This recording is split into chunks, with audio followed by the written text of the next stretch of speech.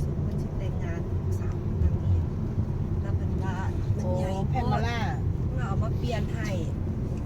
ได้จ้าหนึ่งสองเป็นพี่น้องกันนี่นะทำแล้วรวยหายก่อนเมื่อวานจะวานก่อนเมื่อจะว่าเป็นเจียวมาจะสิพยายามเมื่อจะเดินเอาเป็นพ่อ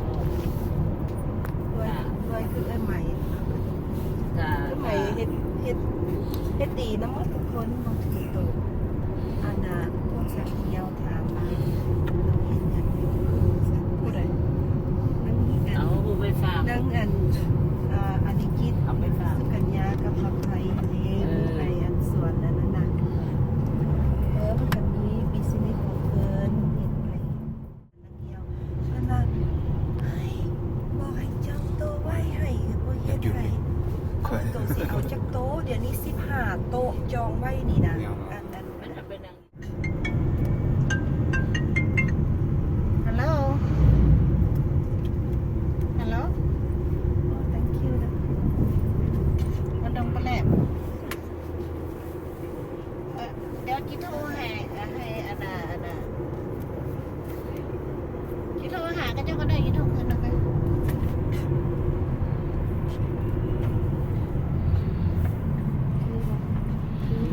คืออยู่ไหนเนี่ยคืออยู่ไหนโอ้ยอันข้างนอกยังมันหนักอีกกว่านี้ตอนที่ยางขึ้นไปอยู่เอ้าก็เจ้าอย่างนั้นอยากแบบซื้ออยากแบบต้องเก็บกันนี่อันน่ะไซมอนจอนนี่กับนิดหน่อยผมยังแจ๊บอันเท่าแสงอันมาแต่450ปีอยู่นี่หรอกอันหาซัฟเฟอร์รถยกน่ะนะผ้าขับรถมาอันบ้านอ่างสักนาดูเราจะมาเก็บไม้น้อยๆแน่ๆน่ะนะเราจะไปเฮ็ดไอ้สี่บอกให้พวกเพิ่นพา โชเฟอร์ยังให้ผู้ใดว่างสิ ผู้ใดบ้างน่ะนะซัฟเฟอร์ผู้ใดบ้าง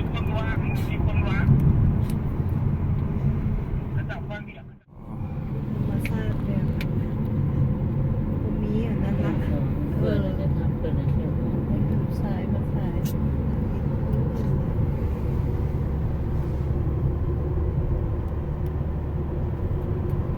่แคมป์ของอะไรไหมแคมป์ของเลยอากาศดีย่า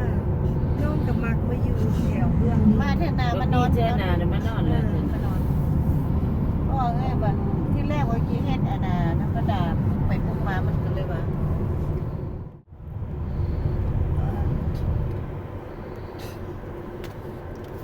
Thailand on the other side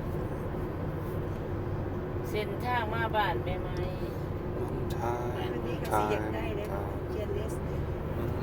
เจนเลสได้บ่เป็นแล้ว เป็น ขับรถบ่เป็นแล้วเฮ็ดหยังก็บ่เป็นแล้วค่ะ เล่นได้เป็นกระไทย Hi how are you ผมกับที่บ้านนี่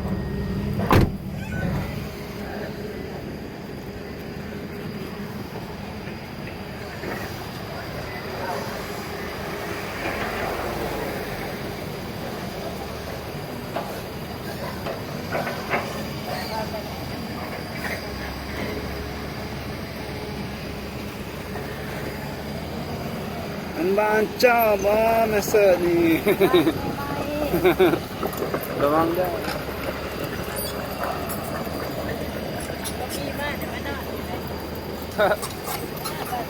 อย่างน้อย She's telling me to come sleep in this new place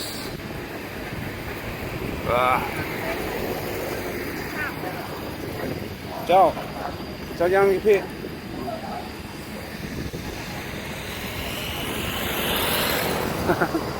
ขามเลยบางเราโทรหาคน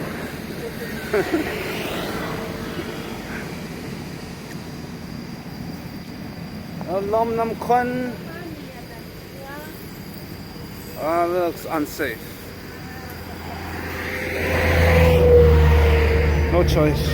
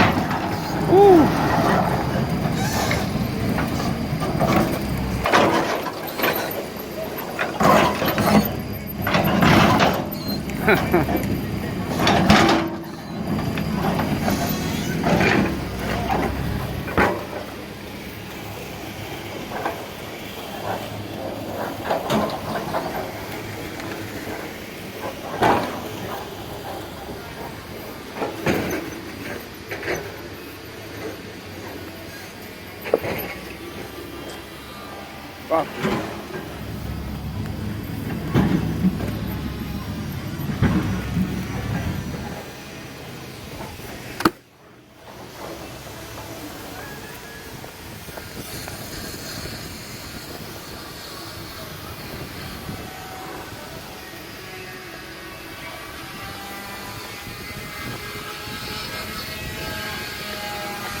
people from America.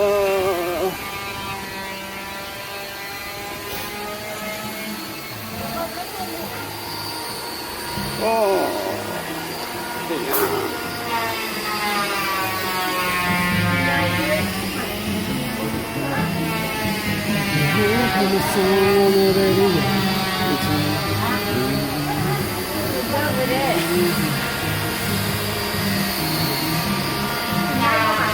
President.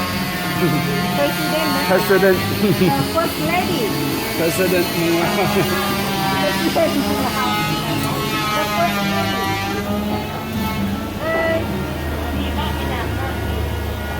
The fuck?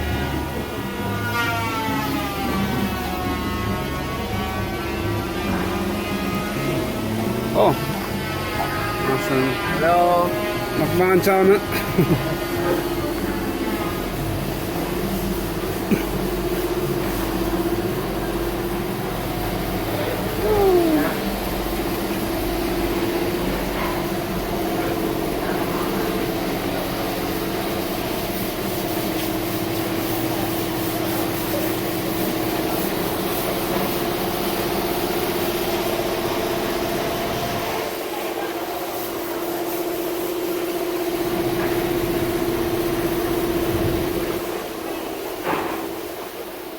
Wow.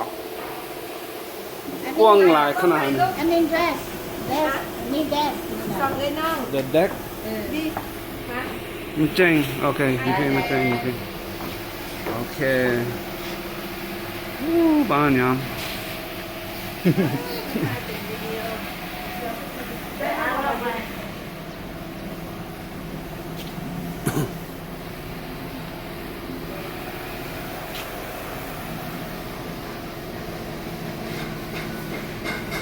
บ้านยามคนยาม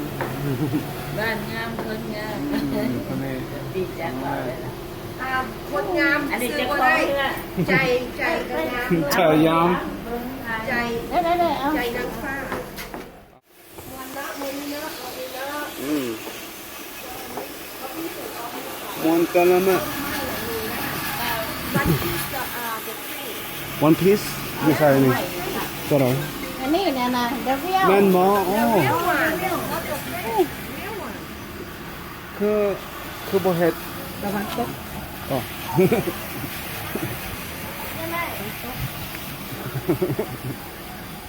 I was almost gonna fall เจ้าขอบใจ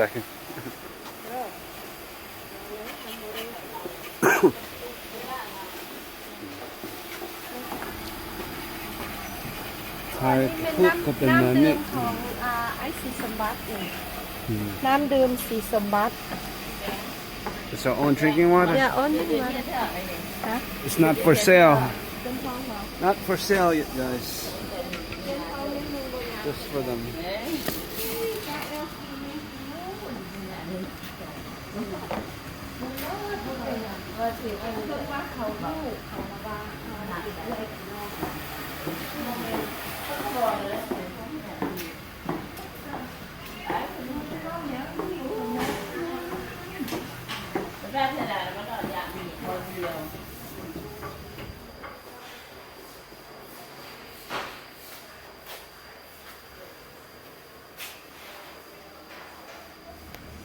Probably a bathroom.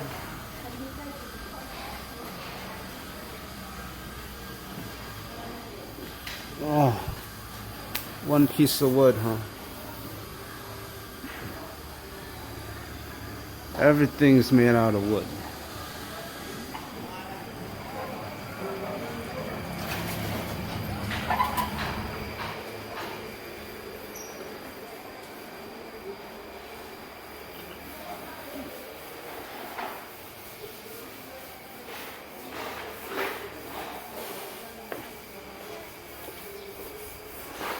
เจ้าอยู่ใส่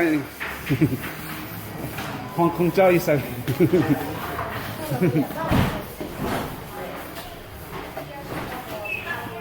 ตอนนี้ในของเจ้าแล้วนี่ตัวฟูรอวันนี้ beautiful บ้านป่าพอดี มันห้องเจ้านี่ อันนี้ มันห้องเจ้านี่มั้งเสร็จ นี่เป็นงานของเขาคือมาอย่างเพิ่นมีได้ไง โอ้ ทานแสงมาก บ้านป่าพอดี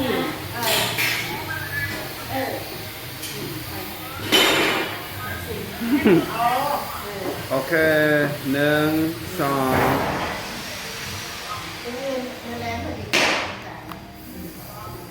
ถ่ายได้เลย ไม่ติแกงเอาเจ้านั่นน่ะแสงทายบ่ได้ไหมเจ้าเอามาถ่ายรูปนะโอ้นะ บัดก็บีมากนั่นร้านยามร้านนี้ โอ้บ๊อบบี้ได้นี่ เดี๋ยวหักแม่เดี๋ยวหักแม่แสน บ๊อบบี้บ่ยืดคอหลายลูกจ้า just smile เดี๋ยว you อ่านเลย งามหลาย มากเลยนั่นร้านยาม อันนี้เป็นบ้านเอื้อยไม้ไอสีสมบัติพิละวงศ์ Johnny Smart เพิ่นกำลังเฮ็ดไม้นี่เป็นเฮือนเสาเพิ่นไม้อันต้นหนึ่งอะงามหลายเพดานเพิ่นนี่กำลังอีก 2,000 สาวสำเร็จละ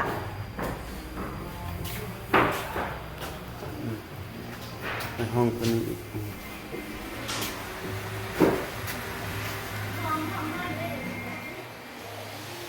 Another room. I don't know who designed this house, but it's gorgeous. It's gorgeous. อันนี้แม่ซื้อ That's the โอเคเบิ่งเราเปิดให้ดูระวังไหม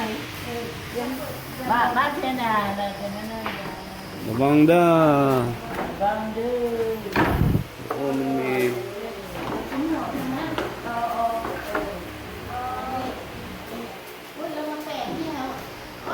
master bedroom.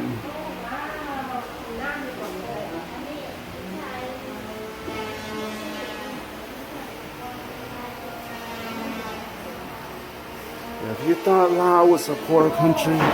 you thought wrong. You come next time you be here Okay, my room. อยู่คนมันไปอินเทอร์วิวเขาว่างั้นเจ้ามีเจ้าของน้ำเขาว่าวันมีห้องน้ำมันเดียว อันนี้มีหลายอยู่ตรงเดียว ไปถามเขาที่เป็นห้องนอนเดี๋ยวที่เจ้าเห็นปั่นฝามันปั่นที่พุ่นแล้วก็บอกให้เจ้าแกะออกดันให้มันหลวงนะเราทำนั่นบอกให้มันปั่นมันทำ See you สบายอยู่พี่เด้อไม่ใช่อย่างพี่ Cut that. Good. Yeah. Are you Vietnam? เวียดนาม You Vietnam? เราภาษาเวียดเหรอก ำเอิญ แค่คง กำเอิญเนี่ย แค่คง ห้องเอิญนะ